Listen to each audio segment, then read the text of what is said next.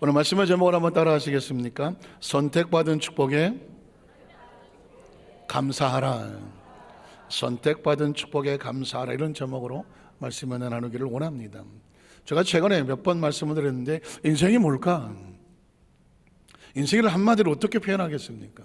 그런데 영어 속담과 비슷하게 영어를 가져오면 인생이란 A, B, C, D 할 때 B와 D 사이에 C다, 이런 표현을 제가 쓴 적이 있습니다. 인생이란 B, Happy birthday to you 할 때 birth라는 단어를 쓰지 않습니까? 탄생, 출생, 태어남. 인생은 태어나서 B와 D, 데스 매치, 죽음을 매치하지 않습니까?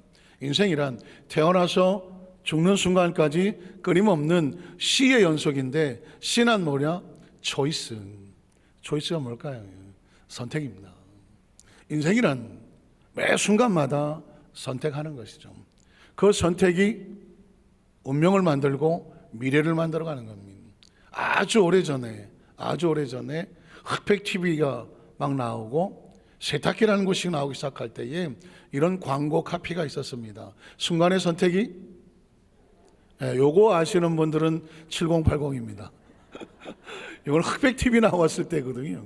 순간의 선택이 10년을 좌우한다. 백조 세탁기, 이런 기억이 납니다. 자, 그런데 생각해 보십시오. 수십 년 전의 광고 카피가 지금 똑같이 쓰더라도 전혀 어색하지 않습니다. 순간의 선택이 100년을 좌우할 수 있습니다.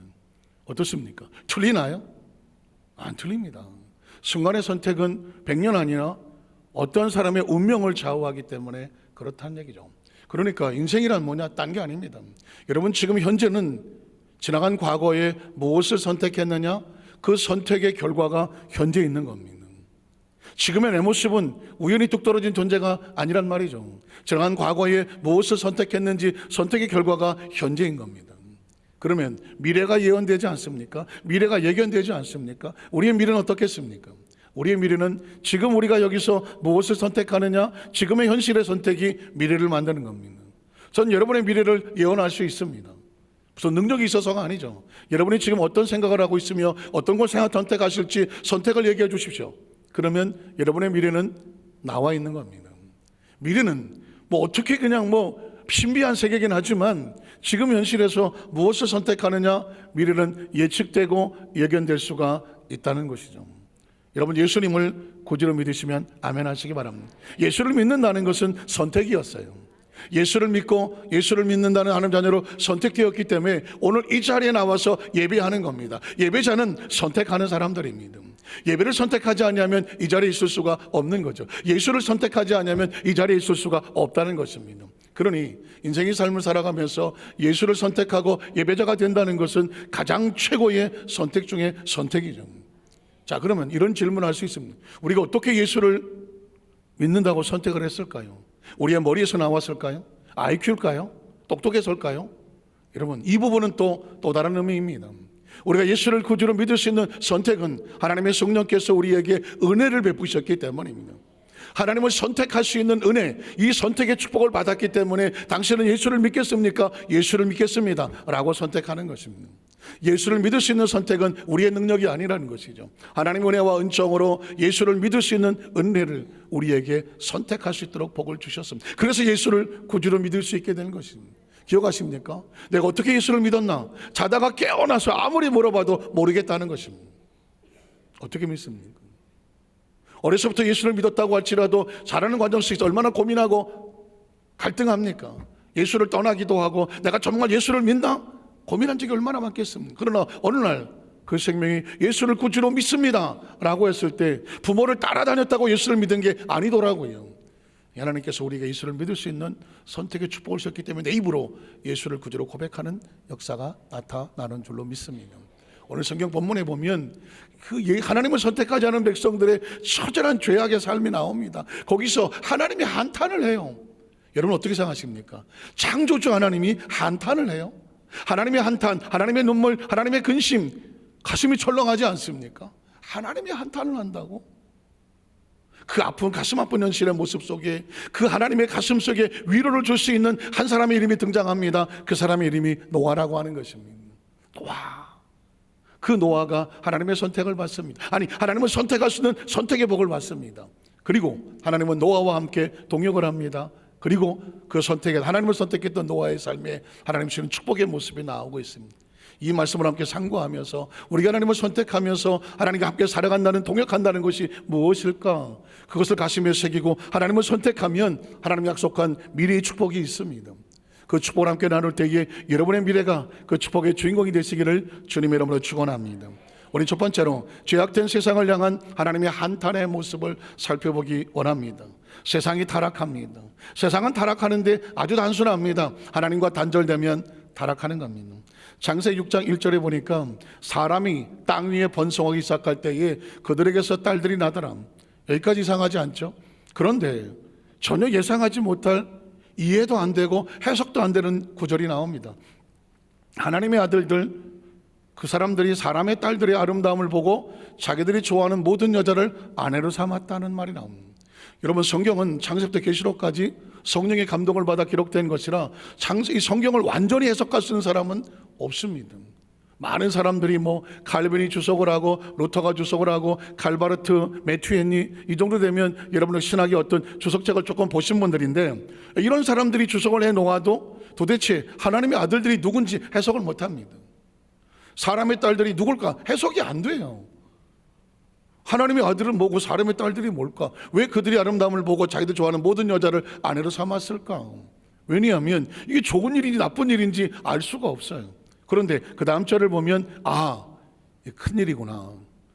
여호와께 이르시되 나의 영이 영원히 사람과 함께하지 아니하리니 이는 그들이 육신으로 전락해버렸다는 것입니다. 하나님의 아들들이 사람의 딸들을 좋아하여 그들을 취하여 아내를 삼았는데 그 결과가 온통 피투성이 죄악으로 전락해버렸습니다. 하나님의 아들들이 세상에 합하여서 짝하여서 같이 오염되어 버린 것입니다. 하나님께서 보시고 내가 여기 어떻게 하나님의 영을 두시겠나? 그러면서 영원히 사람과 함께 하지 않냐리, 이런 그들의 육체로 전락해버렸다고 말합니다. 이쯤 되면 초비상 아닙니까? 자, 그래서 그 다음 절에 보면 그러나 그들의 날은 120년이 될 것이다. 그들의 육체의 생명은 120년 정도라고 그렇게 말하고 있습니다. 자, 그 다음 절 4절에 보면 하나님이 탄식하고 눈물 흘리는 장면이 나옵니다.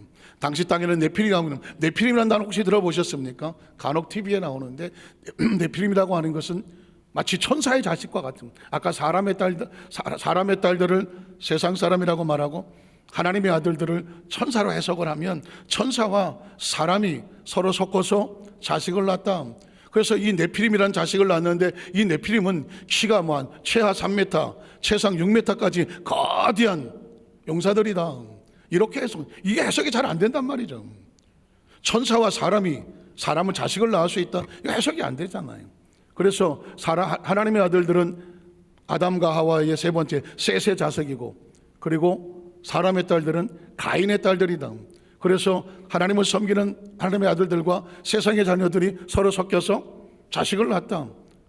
그럼 네피림이 남을 수가 또 없는 거거든요. 여러분, 그래서 성경 속에서 가장 이거 해석하기 어려운 구절 중에 하나가 이 구절인데, 어쨌든 네피림이 있었고 그 후에도 하나님의 아들들, 역시 또 하나님의 아들들이 나오죠. 사람의 딸들이 들어가서 그들과 섞어서 자식을 낳았다.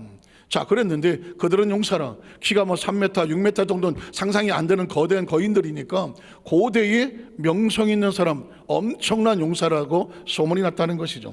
자, 그런데 그 다음 절에 보면 야훼께서 사람의 죄악이 세상에 가득함과 그의 마음으로 생각하는 모든 계획이 항상 악할 뿐입니다. 겉으로는 3m에 6m에 거대한 존재들이 존재를 하는데 그 시대 사람 보니까 죄악이 세상에 가득합니다. 그리고 마치 마음으로 생각하는 모든 것들이 항상 악하더라. 하나님이 없는 겁니다.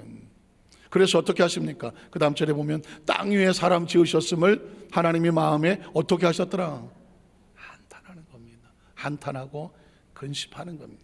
하나님이 한탄하고 근심하면 그 세계가 어떻게 되겠습니까? 그래서 그 다음 절에 보면 이르시되 내가 창조한 사람을, 여기서 보면 내가 창조한 사람을 내가 지면에서, 하나님의 의지가 의도가 보이지 않습니까? 내가 어떻게 해서 창조했는데, 그럼 내가 어떻게 이 지면에서 이런 창조한 피투성의 죄악된 세상을 내버려 둘 수가 있겠느냐? 하면서 쓸어버린다는 심판의 표현을 씁니다. 사람으로부터 가축과 기는 것과 공중의 새까지 그리하리니 이는 내가 그것들을 지었음을 뭐하는 것입니까? 한탄하는 것입니다. 여러분, 성경 속에 가장 무서운 단어가 뭐냐면 하나님이 한탄하는 겁니다. 하나님이 근심하는 것입니다. 하나님께서 마음에 처절한 눈물을 흘리는 겁니다. 자, 그러면 왜 이런 일이 벌어졌을까? 자, 여기서 우리는 하나님의 아들들이 사람의 딸들을 보고 마음이 좋아하여 취하여 아내를 삼았다. 여기서 보면 어떤 패턴이 나오냐면 무엇을 봅니다. 그리고 마음에 동하는 마음을 갖습니다. 그리고 행동을 합니다. 자, 이 장면을 가지고 똑같은 장면이 에덴 동산에 있었습니다. 에덴 동산에서 보면 하나님께서 아담을 먼저 지어 놓았습니다.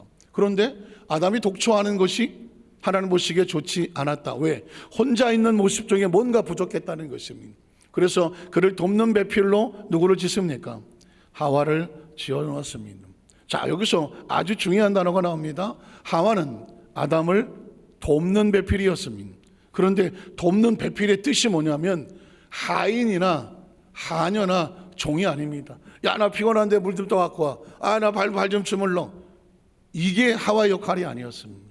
하와의 역할은 뭐냐면 보디가드 같은 역할이었습니다.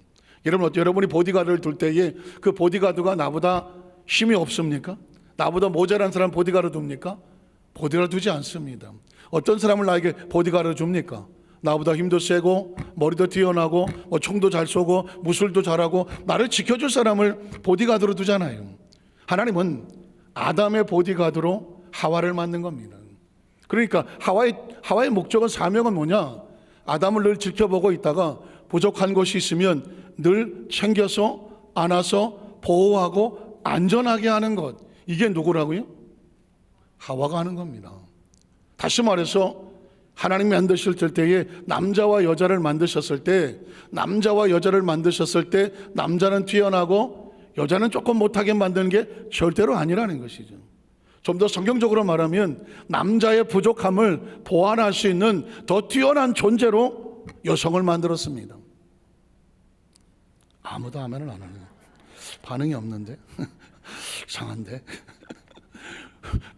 다시 해야 될까요? 너무 이게 처음 들어보는 얘기라서 이 상황이 파악이 안 되십니까? 하나님께서 아담을 지어 놓으셨는데 혼자 있는 게 뭔가가 부족해. 그래서 하와를 지었는데 무슨 배필? 돕는 배필. 이 돕는 배필은 종이나 하인이 아니다. 보디가드다. 홀로 두지 말고 아담이 혼자 있을 때 뭔가 부족할 때 잘못할 때 그 보디가드처럼 아담을 안고 이렇게 저렇게 보호하면서 가장 좋은 길을 갈 수 있도록 인도하도록 지켜주도록 만드는 게 누구다? 하와다. 그게 여성인 겁니다. 인정하든 인정하지 않든 세계 역사는 이렇게 말합니다. 세계를 지배하고 정복하는 것은 남자다. 그런데 그 남자를 지배하는 것은 여자라며. 이건 성경에 나오는 이야기가 아닙니다. 역사적으로 하는 이야기입니다. 또 재밌는 이야기로 아담은 흙으로 지어졌고 하와는 아담의 갈비뼈로 지었습니다. 뼈로 지어진 겁니다. 그러면 흙덩어리하고 뼈하고 부딪히면 누가 이깁니까? 뼈가 이기죠. 성가대 신이 났습니다. 뼈가 이깁니다. 그래서 웬만하면 부부싸움을 안 하는 게 만수무강에 좋습니다.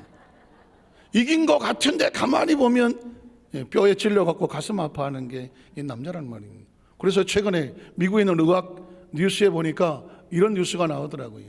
나이가 좀 들어가겠지만 뭐 젊어서 마찬가지겠지만 아내의 말을 잘 듣는 남편은 그렇지 않은 남편보다 평균 수명이 5년에서 10년을 더 살더라. 잘 이해가 안 되십니까? 다시 해요. 다시. 예.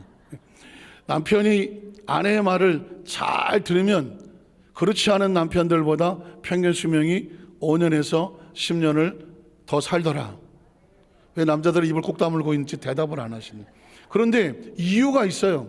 이유가 뭐냐면 남편의 오랜 습관을 제일 잘 알아. 누가 알아요? 아내가 제일 잘 알죠. 뭘 먹으면 잘 되고 뭘 먹으면 좋다 그러고 뭘 먹으면 탈이 나는지를 알아요.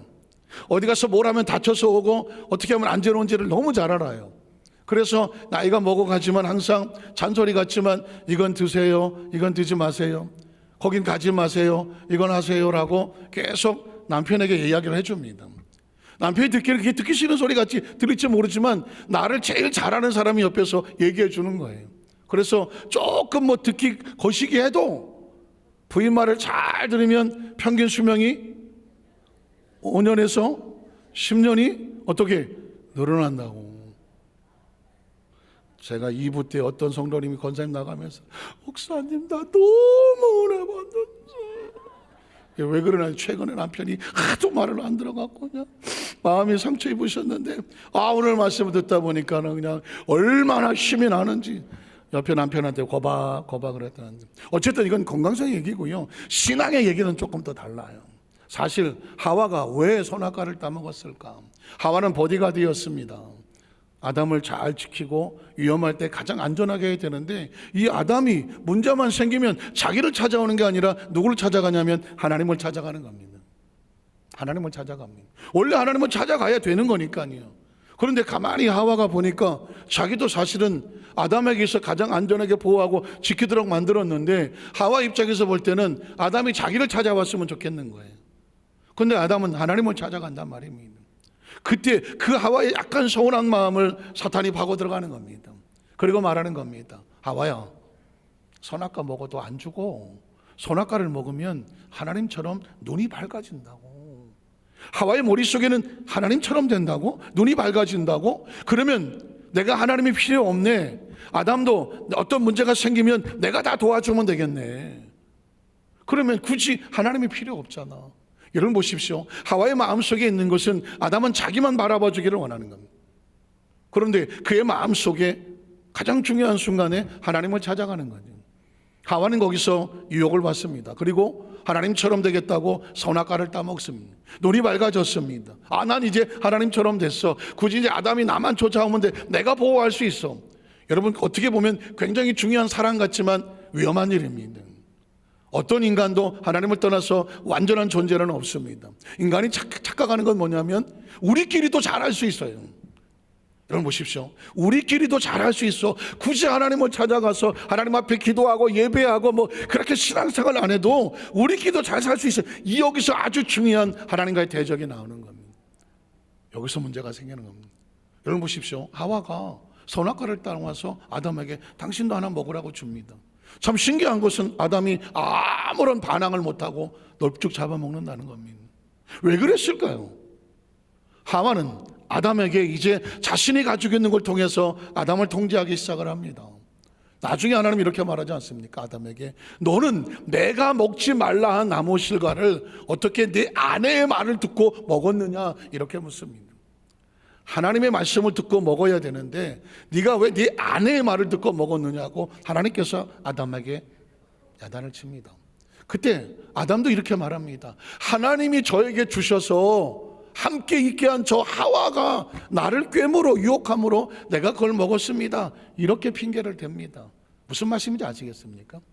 여기서 하나님을 대적한다는 것이 하나님이 필요 없다. 나 하나님 없어도 돼. 굳이 예수 믿어야 돼. 굳이 내가 신앙생활 해야 돼. 굳이 내가 뭐 교회 다니고 그런 뭐 기독교인이 되어야 돼. 그 기독교나 종교는 그 나약한 사람들이나 믿는 거지. 나같이 뭐 부족함이 없는 사람이 내가 무슨 신앙생활을 해? 괜찮아 난.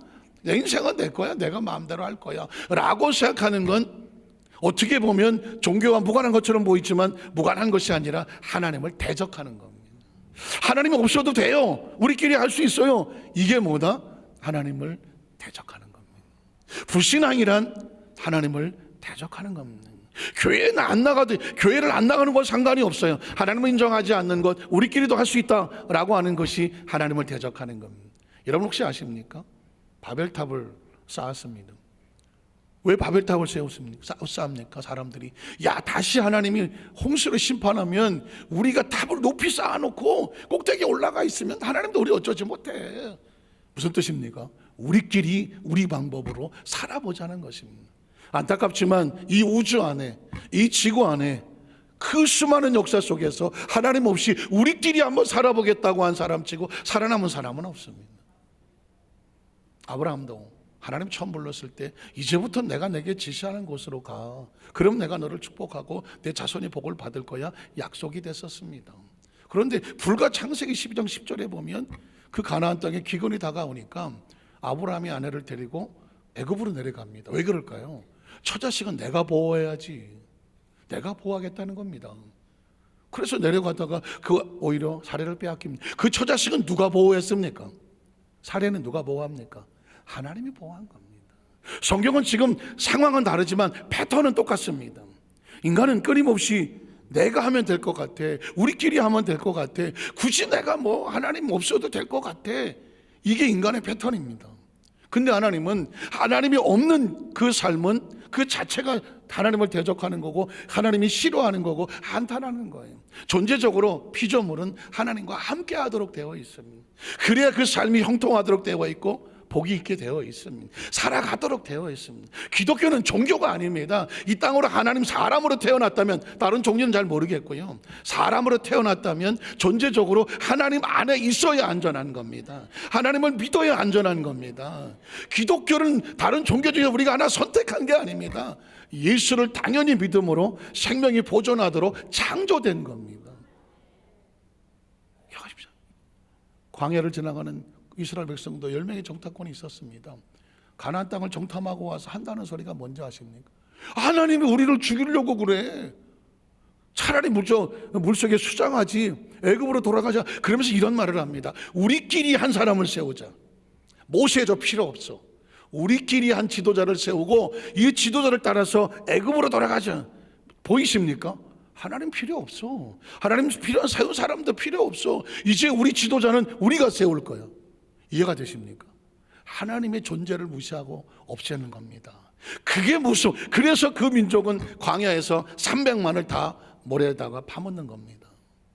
인간은 하나님을 인식하지 않는 사람은 어디다 갖다 놓아도 그 세계를 오염을 시킵니다. 젖과 꿀이 흐르는 약속의 땅이라도 하나님을 인식하지 않는 사람이 들어가면 그 땅을 오염시키는 데는 얼마 안 걸립니다. 하나님께서 찾는 사람은 아무리 힘들거리는 상황이라고 할지라도 하나님을 인식해내고 하나님과 같이 동역할 수 있는 사람을 찾기를 원하시는 것입니다. 여러분, 탕자도 보십시오. 왜 탕자가 집을 나갑니까? 아버지 필요 없어요. 지금 내가 나이가 몇 살인데 나도 내 생각 내 마음대로 할 수 있어요. 집을 나가는 겁니다.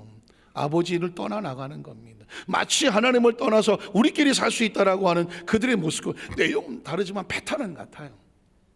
여러분 보십시오. 우리는 신앙생활을 하는데 우리가 무슨 마음이 착하고 그냥 마음의 평안을 얻기 위해서 또 좋은 소리 들으면 듣고 또 목사님 말씀을 들으니까 또 위로도 좀 되고 그래서 또 교회 가면 또 마음이 편안하니까, 이게 신앙 아니에요. 이게 신앙이 존재적으로 인간으로 태어났으면 숨을 쉬어야 되는 것처럼, 인간으로 태어났으면 밥을 먹어야 되고 잠을 자야 되는 것처럼, 우리는 존재적으로 하나님 안에 있을 때 비로소 평안하고 안전한 거예요. 그걸 성경에서 우리에게 외치고 있는 것이고요. 하나님을 떠난 백성을 바라보는 하나님의 마음은 한탄, 근심, 걱정, 그리고 그 존재 자체는 하나님이 살려고 만든 지구에 살 수 없는 거예요. 그래서 어쩔 수 없이 심판이라는 단어가 나오는 겁니다. 자, 두 번째로, 이런 상황 속에 하나님의 찢어지는 가슴 속에 놀랍게 위로와 소망이 되는 한 사람의 이름이 등장하는데, 그 사람의 이름은 노아였었습니다.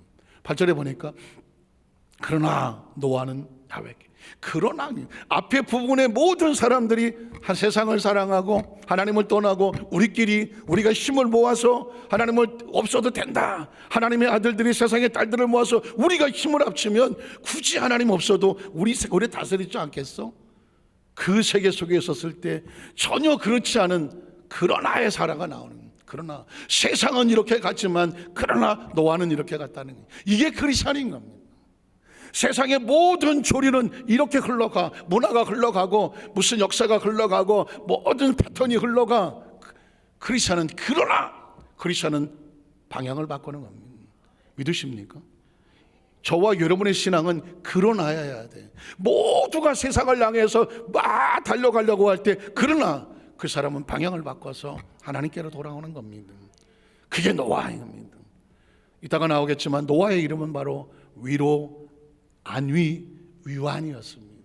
하나님을 한탄하고 근심하는 마음 가운데에 그러나 돌아서서 하나님을 바라보고 있는, 꼿꼿하게 모가지를 세우고 세상을 향하여 돌아서지 않냐고 하나님을 바라볼 수 있는 그 총명한 눈빛을 가진 그 노아예요. 그 눈빛을 보면서 하나님은 어떻게 했어요? 와, 네가 나를 선택했구나. 모두가 등을 돌리고 돌아서는데 너는 나를 바라보고 있구나. 하나님께서 노아를 바라보면서 위로라, 소망. 제가 얼마 전에 그런 얘기 했습니다. 크리스천들은 우리가 부족하지만 하나님에게 위로가 될 수 있다. 그게 말이 안 되잖아요. 이게 국문학적으로 말이 되나요? 피조물이 우리가 어떻게 하나님의 위로를 줄 수가 있겠어요? 우리가 어떻게 하나님 위안을 줄 수가 있겠어요? 그러나 위로를 줄 수가 있어요. 위안을 줄 수가 있어요. 모두가 거꾸로질 때 꼿꼿하게 서서 하나님을 바라보고 하나님을 기대한다면 네가 나를 끝까지 믿어주는 거야. 너는 끝까지 나를 변하지 않는구나. 그게 위로하고 위안인 거예요. 야훼께 은혜를 입었더라. 은혜는 뭘까요? 값없이 주시는 선물인데 그렇게 할 수 있는 은혜를 주시는 건, 오늘 저와 여러분에게 필요한 것은 그런 은혜가 필요한 겁니다. 세상이 모두 타락하여 시들러 갈 때에 거꾸로 돌아서서 그러나 노아는 하나님께 은혜를, 그러나 그 사람 하나님께 은혜를 입어서 하나님을 선택하며 믿음의 길에서 떠나지 아니하였더라. 하나님이 그를 바라보고 위로와 소망을 얻으며 하나님께서는 한탄과 근심의 눈물이 아니라 기쁨과 위로의 눈물을 흘리는 것입니다. 자, 그 다음 절 9절에 보면 그래서 이것이 노아의 족본이라. 노아는 의인이든 뭘해서 의인입니까? 다른 거 없습니다. 선택입니다. 하나님을 선택함으로 하나님은 그를 의로 여겼고 당대의 완전한 자다. 뭘 하면 완전한 자가 됩니까? 행동이 아닙니다. 세상이 다 휩쓸려 내려갈 때에 그의 방향이 하나님을 향하여 선택하고 할 때 그는 완전한 자요. 그러니까 하나님을 선택하니까 그와 사이의 삶은 하나님과 뭐 할 수밖에 없어요? 동행하였으며 라고 말하는 것입니다. 자, 그리고 13절에 보면 하나님께서 이 노아에게 이런 말을 합니다. 하나님 노아에게 이르시되 모든 연육 있는 자의 포악함이 땅에 가득함으로 그 끝날, 기억하십시오. D-Day, Doomsday. 인간의 삶은 언젠간 끝이 있어요. 개인의 끝이 있습니다. 개인의 끝을 individual eschatology라는 개인의 역사적 종말이 있습니다. 이건 히스토리칼입니다.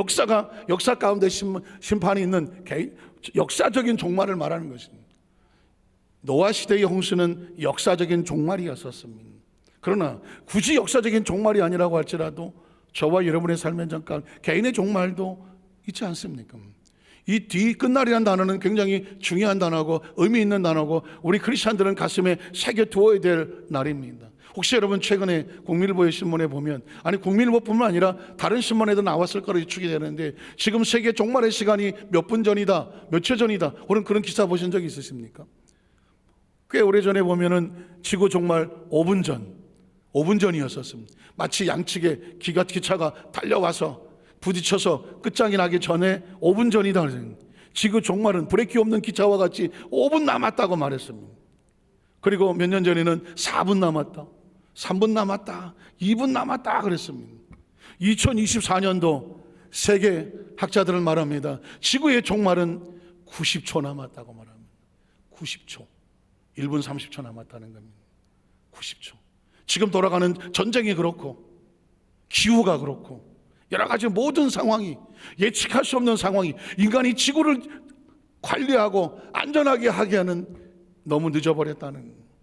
그래서 도대체 세계 종말이 얼마나 될지는 아무도 모른다. 1분 90초 남았다고 얘기합니다. 90초. 물론 상징적인 숫자이긴 하지만 그만큼 긴박하다는, 어느 날만 내년쯤 되면 60초 남았다고 말할지도 모릅니다. 어떤 순간에는 3초 남았다고 하고 이제 더 이상 인간이 통제할 수 없다라고 할 수 있죠. 그걸 D-Day라고 말하는 것입니다. 인간이 통제할 수 없다는 얘기는 그건 하나님의 영역 속에서 하나님 더 이상 볼 수 없다, 눈 뜨고 볼 수 없는 상태가 되어버린 거 아니겠습니까? 끝날이 내 앞에 이르렀으니 내가 그들을 땅과 함께 어떻게 멸하리라. 자, 그 다음 절에 보면 넌 고페르 나무로 너를 위해서 뭐를 만들어라? 방주를 만들어라. 저는 여러분 수도 없이 성경 읽으셨죠? 저는 어느 날 고페르 나무로 너를 위해서 방주를 만들어라. 방주를 만든다는 건 노아에게 무슨 사명이고 명령이고 하나님이 시키는 거니까 어쩔 수 없이 해야 되는 것처럼 이렇게 느꼈는데, 제가 앞뒤 문맥을 보니까 전 이렇게 들리는 거예요. 노아야, 네가 나를 위해서 그리고 너를 위해서 새로운 세대, 뉴 제너레이션, 새로운 세대를 위해서 방주를 좀 만들어주지 않겠니? 하나님이 무서운 눈을 지켜두고 너 방주 만들어, 이게 아닌 거예요. 하나님을 떠난 피투성이 된 죄로 된 그 세상을 홍수로 쓸어버리게 되는 가슴 아픈 한탄과 근심을 가지며 그 가운데 선택된 한 사람의 노아를 보려면서 마지막 희망을 노아에게 갖는 거예요. 그리고 말하는 겁니다. 노아야, 네가 나를 위해서, 새로운 세대를 위해서, 그리고 네가 새로운 세대의 믿음의 조상이 되기 위해서 방주를 좀 만들어주라. 한번 따라하세요. 네가 나를 위해서 방주를 만들어줄래? 엄청난 선언입니다. 여러분 생각해 보십시오. 방주가 만만한 게 아닙니다. 적어도 축구장 크기만한 거 3층 높이까지 올라가야 되는 거고요. 그 방주 지으려면요 돈 들어가죠. 방주 지으려면요 120년의 세월이 지나가야 되죠. 내 생활 아무것도 못하는 거예요. 그리고 그 푸른 하늘에 햇빛이 쨍쨍한데 무슨 홍수가 온다고 산꼭대기에다가 방주를 짓고 앉았으면 그 시대 사람들이 손가락질하고 미친놈 다 봤다고 조롱하지 않겠습니까? 야, 니네 아버지 미쳤다며? 당신 남편 미쳤다면서? 뭐 하나님이 방주 지으라다며? 아이고. 그러면 그 가족들이 그 노아를 뭐라고 말해요? 당신 정신 있어 없어 지금? 아버지 왜 이러세요? 안 그러겠어요? 방주를 짓는데 덜커도 아멘하기가 쉽지 않은 거예요. 쉽지 않아요. 그런데 지금 하나님께서 노아에게 그렇게 말씀하는 거예요. 노아야, 네가 나를 위해서 방주를 지어줄래? 여러분, 하나님께서 저와 여러분에게 어떤 사람에게 그렇게 마음속에 다가오셔 네가 나를 위해서 방주를 지어주지 않겠느냐? 하나님 일을 하는 거는 방주 짓는 거예요. 저와 여러분 이 땅에 무슨 목적으로 사나요? 어떤 우주학자가 말하더라고요. 우주는 먼지로 만들어졌고 인간은 다 먼지일 뿐이다. 먼지로 만들어졌다 먼지로 살다가 끝나면 다 한 줌의 먼지로 사라진다. 그러므로 인생에 무슨 의미가 있겠느냐? 우주학적으로 보면 틀린 말도 아니에요. 인간은 뭐 연약한 존재로 흙으로 살다가 흙으로 끝나는 거거든요. 그래, 여러분 그렇게 보이십니까? 우리가 그런 존재로 살아갑니까? 내가 사는 목적이 뭘까? 저와 여러분 이때까지 지금 여기까지 끌고 온 목적이 뭘까? 하나님께서 저와 여러분에게 이렇게 말씀하는 거예요. 너의 삶의 생명을 여기까지 오느라고 수고했는데 네가 나를 위해서 방주를 좀 지어줄래? 여러분이 지어야 될 방주는 뭘까요? 이 험악한 혼탁한 세상, 그 심판으로 무너져야 될 세상 가운데에 여러분은 각자 믿음의 방주를 짓고 있는 거고요, 사명의 방주를 짓고 있는 거고요, 하나님은 선택하는 그 신앙의 방주를 짓고 있는 거예요. 여러분이 직분을 맡았다면 직분의 방주를 짓고 있는 거고요, 여러분이 한 영혼을 건져내기 위해서 그 영혼을 살려내기 위해서 몸부림치고 있다고 하면 그건 구원의 방주를 짓고 있는 거예요. 저와 여러분은 성경에 말씀하시기를 오직 성령이 너에게 임하시면 너희가 권능을 받고 나가서 뭐 해라? 땅끝까지 증인 되라고 말했거든요. 저와 여러분의 인생의 목적은 딴 거 아닙니다. 내가 100년을 산들 100년이 무슨 그 천국에 가서 장수만세 나갈 출연시켜줄 것 같습니까? 아닌 거예요. 저와 여러분이 땅에 사는 동안에 나는 도대체 무슨 목적으로 살아야 되나? 여러분 기억하십시오. 한 사람 한 사람마다 하나님 말씀합니다. 네가 가정에서 사업에서 직장에서 어떤 모습이든지 하나님의 거룩한 나라를 위해서 방주를 지어서 그 속에 그 잃어버린 영혼들을 건져내는 그 길을 나를 위해서 해주지 않을래? 이게 하나님께서 지금 우리에게 외치고 있는 거예요. 오늘 춘봉 가족신문에도 보니까 우리 여의도교에서도 지금 그 교회가 세계 최대 교회이긴 하지만 서울 시내 전역에서도 와야 되잖아요. 교통이가 얼마나 힘들겠어요. 그래서 권역별로 나눈다고 교회들을 그 기도 초서들을 다 모아서 어떻게 해갖고 지금 독립교회식으로 이렇게 만들어갖고 어떻게든지 멀리서 와서 못 오고 차도 못 대고 하는 뭐 이런 것들을 좀 어떻게 회수시켜 보려고 한 영혼을 건져 보려고 그렇게 하는 거예요. 가만히 생각하니까 저희가 작년에 그런 얘기를 했습니다. 하나님 우리 여도수마 한장교회에 기도초서 지성전을 만들기를 원합니다. 전 갑자기 들어온 생각이에요. 그래서 저 화성에서도 그리고 저 비봉에서도 송산에서도 그리고 지금 반달섬 거북섬에서도 그리고 중국 동포들을 위해서 지금 시와 쪽에 그 정왕동 쪽에 거기에도 센터가 필요하고 저기서 이게 왜 일어나 생각했는데 가만히 생각해 보니까 그게 방주였어. 너 화성에 방주 하나 만들지 않을래? 저 비봉에 방주 하나 만들지 않을래? 저 송산에 방주 하나 만들지 않을래? 저 시와 쪽에다 이 정왕동에 방주 하나 만들지 않을래? 그래서 그 지역에 어떻게든지 하나님 말씀 안에 들어서 영혼을 건져낼 네가 좀 방주를 지어다오. 하나님의 명령인 거예요. 하나님의 마음인 거예요. 많은 사람들은 생각합니다. 그걸 내가 어떻게, 그 엄청난 돈 들어가고 시간이 그렇고, 나 지금 바빠서 못해요. 요즘 애가 뭐 좀 입시철이라 내가 공부해야 되고요. 좀 요즘 마누라가 뭐를 했는데 내가 힘들고, 남편이 요즘, 이러면 어떻게 생각하세요? 오늘 이 시대 우리의 존재 목적은 노아를 통해서 보니까 지금 피투성이로 세상이 포부러져가는 이 세상 속에서 마약에 쪼들어가고 쾌락에 쪼들어가고 세상이 온통 세상에 어떤 탐욕이나 쾌락으로 시들어가는 세상 속에서 하나님이 외치시는 한 단어는 뭐냐면, 누군가 나를 위해서, 하나님의 거룩한 나라를 위해서, 영혼을 건져내기 위해서 네가 방주를 지어주지 않으려 하는 것입니다. 여러분, 우리의 기도 제목은 그거여야 되는 거예요. 하나님, 우리를 통해서 방주가 지어지게 하여 주시옵소서. 목적은 딴 거 아닙니다. 생명을 보존하게 하라는 것입니다. 마지막 세 번째로, 선택을 받은 축복에 감사하는 노아의 모습입니다. 그렇게 방주를 만든다고 했을 때 노아는 어떤 반응이었을까요? 창세기 6장 22절에 보면 이렇게 반응합니다. 5장 29절에 노아의 이름이 나오는데, 이름을 노아라 하여 이르되 야훼께서 땅을 저주하심으로 수고롭게 일하는 우리를 이 아들이 어떻게 한다? 안위하신다고 말해요. 평안하게 위로한다고 말해요. 이건 하나님을 향한 평안과 위로이기도 하고, 그 시대 사람들에게 노아를 통해서 소망이 생기는 거거든요. 모든 인류가 멸망할 때 노아를 통해서 새로운 세대가 나와서 희망을 말하는 것입니다. 자, 그 방주 지을까요? 6장 22절에 보면 노아가 그와 같이 하여 하나님이 자기의 명하신 대로 다 뭐 했더라? 저는 노아가 착하네, 노아는 신앙이 좋아, 믿음이 좋아, 그런 얘기가 아니에요. 그 모든 것을 감수하기로 작정하고 하나님의 명령대로 순종하기로 선택한 겁니다.